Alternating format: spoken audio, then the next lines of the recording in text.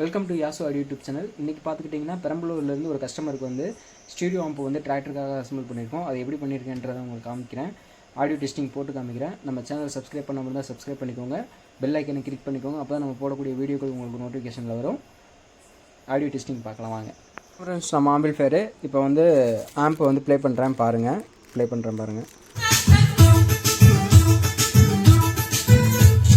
மனச மடிச்சு நீதாவோ இடுப்பில் சொருகுற உதட்ட கடிச்சு நீதா என்ன உசுப்பு ஏத்துற